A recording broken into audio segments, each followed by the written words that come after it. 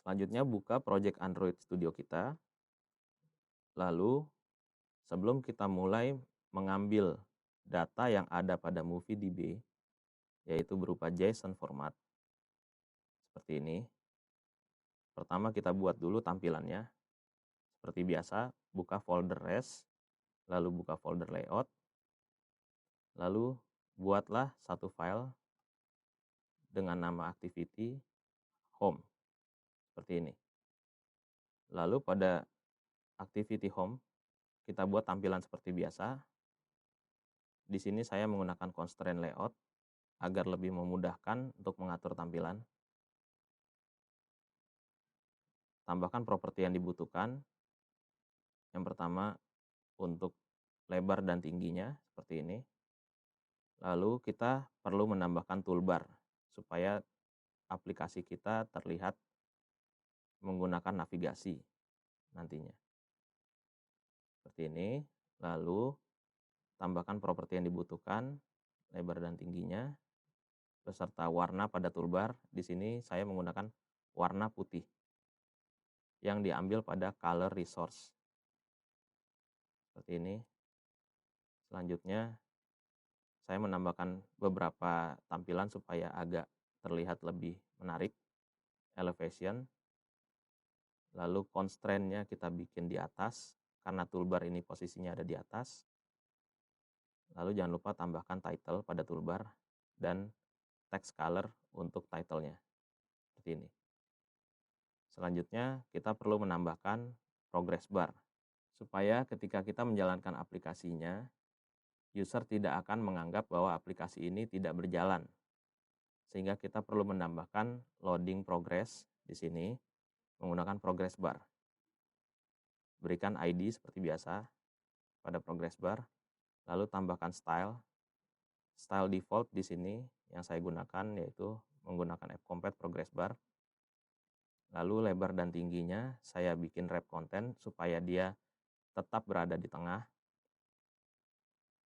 Selanjutnya, properti tambahan untuk mempercantik progress bar kita menggunakan indeterminate. Dan juga kita tambahkan constraint layout di sini agar tampilan pada progress bar kita berada di tengah. Selanjutnya, untuk data yang akan kita ambil, karena pada API MovieDB, kita akan coba mengambil data yang ada pada field result dengan format array. Seperti ini. Maka field tersebut akan dirender berulang kali. Sehingga kita membutuhkan suatu widget untuk merender item berulang kali, yaitu menggunakan recycler view. Lalu tambahkan ID seperti biasa, width dan height-nya juga jangan lupa. Lalu padding top di sini adalah untuk menjaga agar posisi recycler view kita tetap berada di bawah toolbar. Selanjutnya, kita boleh menambahkan tampilan scroll bar agar ketika di scroll, listnya menggunakan vertical scroll bar yang ada pada kanan layar di aplikasi kita nanti. Untuk layout manager pada recycle view yang akan saya gunakan di sini, yaitu menggunakan linear layout manager. Berikutnya kita buat lagi tampilan untuk adapternya dari recycler view. Buka kembali file directory layout, lalu buat new file dengan nama item home seperti ini. Di dalam file item home, seperti biasa kita tambahkan parent layout terlebih dahulu menggunakan constraint. Dan juga jangan lupa untuk lebar dan tingginya agar dibuat match dan wrap content. Karena di activity home, recycler view yang kita gunakan sudah menggunakan match parent. Sedangkan itemnya kita tidak perlu menambahkan tinggi menggunakan match parent. Selanjutnya jangan lupa tambahkan margin agar tampilannya lebih menarik. Lalu di dalam recycle view item kita tambahkan 2 teks di sini. Yang pertama title, yang kedua adalah overview. Di sini kita akan mencoba untuk mengambil field yang ada di dalam result dengan 2 field saja. Pertama title dan overview. Seperti ini. Selanjutnya, buka file style kalian, lalu tambahkan item pada style, khususnya pada bagian color edge effect.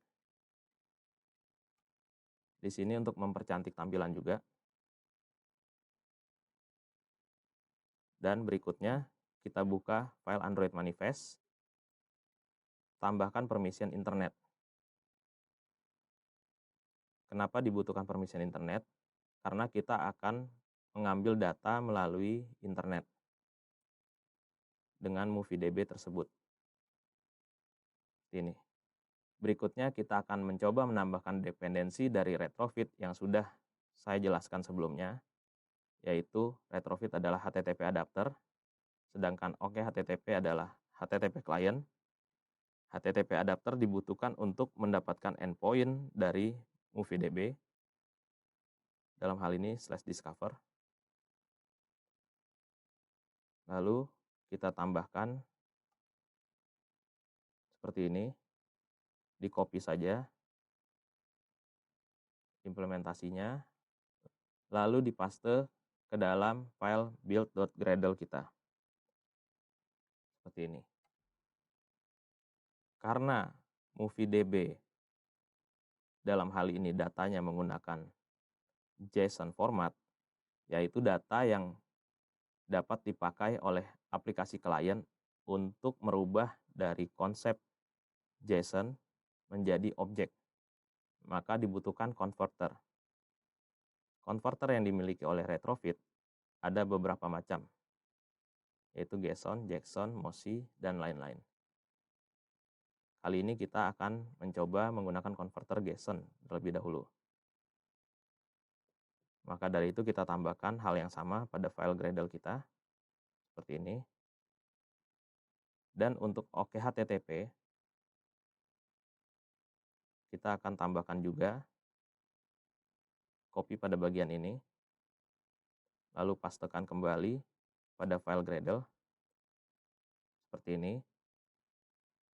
Agar kita dapat melihat isi dari konten yang ada pada MovieDB pada log aplikasi kita bisa menambahkan logging interceptor seperti ini. Tentunya dengan library yang sama, yaitu OKHTTP. Setelah kita tambahkan semua dependensi yang dibutuhkan pada file Gradle, jangan lupa untuk sync project kalian dengan cara rebuild. Setelah itu, kita kembali pada file Java, lalu buat satu file baru dengan nama network provider. Selanjutnya pada file network provider, di sini kita buat menggunakan konsep singleton, lalu implementasikan HTTP adapter dan HTTP client yang sudah kita tambahkan sebelumnya. Pertama di sini saya akan menambahkan interceptornya terlebih dahulu, agar kita mendapatkan log yang kita butuhkan, apakah JSON format yang kita download sudah sesuai dengan dokumentasi yang ada pada MovieDB. Seperti ini. Setelah kita menambahkan HTTP logging interceptor, selanjutnya kita harus menambahkan HTTP client. Pada HTTP client, kita tambahkan interceptor seperti ini, dan memanggil fungsi dari HTTP logging interceptor. Untuk fungsi retry on connection failure sendiri, ini digunakan agar kita benar-benar mendapatkan result yang ada pada MovieDB sesuai dengan yang kita inginkan. Artinya jika aplikasi kita mencoba mendapatkan data dan terputus, maka dia akan mengulang kembali secara otomatis. Selanjutnya kita implementasikan HTTP adapter dengan retrofitnya, lalu tambahkan klien di sini dengan HTTP client, dan untuk base URL yang kita butuhkan adalah kembali lagi ke file Gradle, lalu kita tambahkan dua config field. Yang pertama adalah endpoint dari MovieDB, yang kedua adalah API key yang sudah saya jelaskan sebelumnya. Karena API key yang ada pada MovieDB adalah bersifat required, artinya sangat dibutuhkan.